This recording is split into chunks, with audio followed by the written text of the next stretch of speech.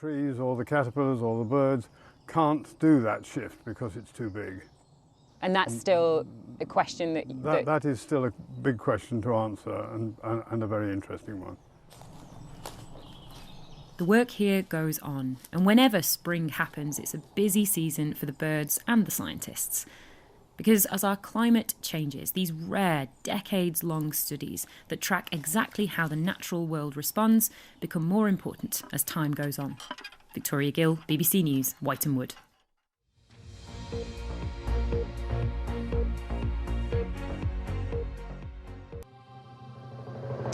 In all 4 nations of the United Kingdom, the polling stations have been relatively busy, and soon we'll have the voters' verdict. It's the biggest test of public opinion before the next general election, so stay with us for the results.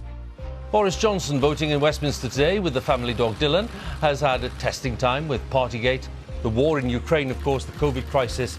Does he still have the voters' trust? Does he still have that winning touch? Sir Keir Starmer, voting in North London today, became Labour leader by promising to rebuild the party after the Corbyn years. Last year's council elections were disappointing for Labour, so he needs a stronger showing this year. First Minister of Scotland voting in Glasgow today. The votes will be counted tomorrow in local elections in Scotland and Wales, and the results should be a valuable guide to the state of the parties there. Tomorrow too will bring the verdict of voters in Northern Ireland, where Sinn Féin are hoping to top the poll for the first time in history, giving them the power to nominate a First Minister at Stormont. All that is tomorrow, as I said. Tonight, we have thousands of council seats being fought in England, dozens of local authorities. The counting is already underway, and we have reporters at all the key contests. And we'll be looking in more detail at the results with my colleague Reeta Chakrabarti. And I'm here at the touch screen bringing you all the numbers and results that matter and what they mean.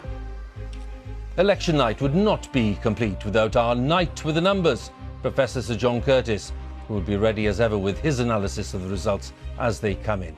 And here in the studio, the BBC's Laura Kuenssberg to help us understand what the results mean for the party leaders and their teams.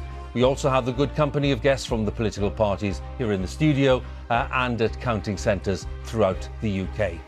We're all standing by for the voters' verdict, so stay with us for Election Night 2022 on the BBC.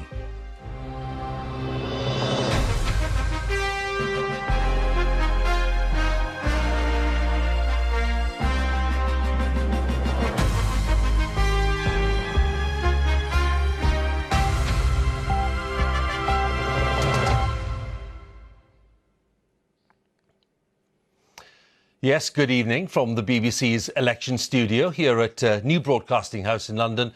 This will be our base overnight and for much of tomorrow indeed, as we keep tabs on the results coming in from counting centres in England, Wales, Scotland and Northern Ireland. Tonight's results, as I said, all from England.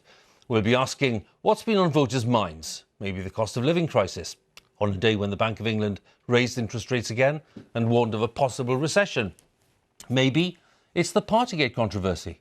And to what extent has Sir Keir Starmer turned around Labour's fortunes? Stakes are high for all the party leaders. Laura is here with me, Laura Kuenssberg. What's at stake? Well, a huge amount, and different things in different parts of the country and different